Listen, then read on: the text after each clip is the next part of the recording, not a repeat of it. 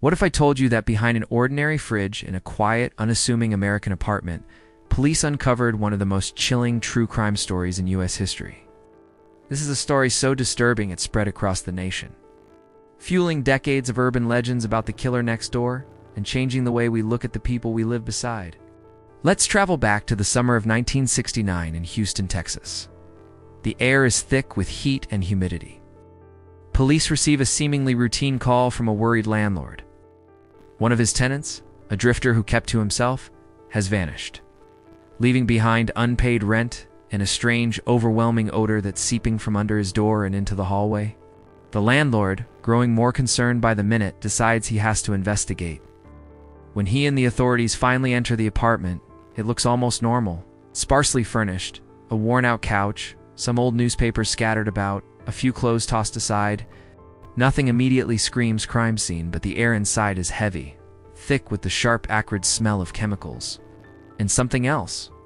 Something rotten. Something deeply unsettling that makes the hair on your arms stand up.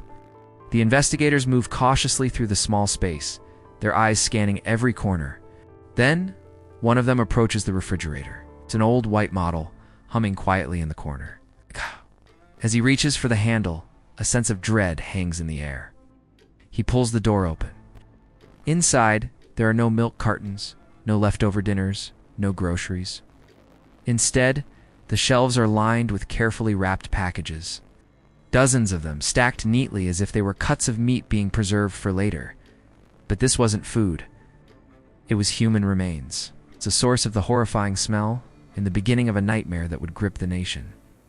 The man behind this chilling discovery was Charles Ray Hatcher, a name that would soon be etched into the annals of American crime, forever known as the Icebox Killer. He wasn't a monster hiding in the shadows, a caricature from a horror movie. He was far, far worse. He was someone who blended seamlessly into everyday life. Think about it. Hatcher worked odd jobs. He smiled at his neighbors. He was the kind of person you'd pass on the street and not give a second thought. He was invisible, unremarkable. And that's what makes his story so terrifying. No one ever suspected a thing. He was the quiet man down the hall, the person you might nod to in the morning. Behind that mundane exterior was a secret life of unimaginable horror. When Hatcher was finally apprehended, the true scale of his crimes began to unravel. During interrogations, he confessed to taking multiple lives, not just in Texas, but across several different states, leaving a trail of grief and unanswered questions. Official reports would eventually link him to over a dozen victims. But some investigators familiar with the case believe the real number was much higher. It's possibly more than 30 people whose lives were brutally cut short. And here's the part that truly terrified America. The detail that burrowed deep into the collective consciousness. This wasn't just about one gruesome discovery in one apartment. It wasn't just about one refrigerator. It was about the horrifying realization that someone so ordinary, so utterly normal on the surface, could be living a monstrous double life. Imagine that for a second.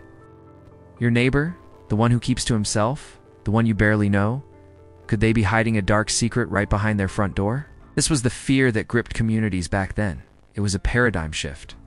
Suddenly, the monster wasn't a stranger lurking in a dark alley. The monster could be sharing a wall with you. This fear spread like wildfire. Parents began warning their children with a new sense of urgency. Neighbors started looking at each other with suspicion. The story was plastered across newspapers and broadcast on evening news reports, each retelling adding to the growing sense of dread. Soon, the Icebox Killer wasn't just a headline. It evolved into an urban legend. People whispered stories about cursed apartments where strange smells would linger for years. They told tales of mysterious tenants who would vanish overnight, leaving nothing but a chilling aura behind. And of course, they warned each other about refrigerators you should never ever open. The legacy of this case wasn't just the scars it left on the victims' families. It fundamentally changed the way entire communities viewed trust and safety. It shattered the illusion that evil always looks evil. Charles Ray Hatcher proved that real monsters don't wear masks or lurk in dungeons. They look just like us. They are us.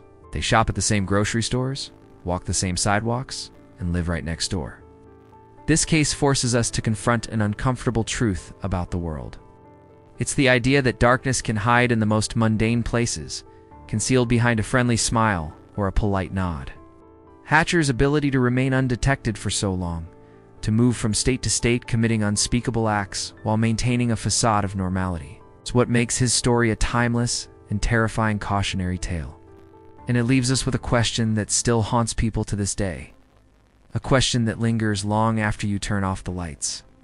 If Charles Ray Hatcher could hide in plain sight for years, living his secret life of horror while the world went on around him, how many others like him are still out there right now, living quietly among us, their secrets locked away, just waiting to be discovered? Thank you so much for joining me on this deep dive into one of history's most chilling cases. If you found this story as fascinating as it is terrifying, please hit that like button and subscribe to the channel for more explorations into the shadows. Let me know your thoughts in the comments below. Till next time, stay safe and be aware. Subscribe for a mind rush.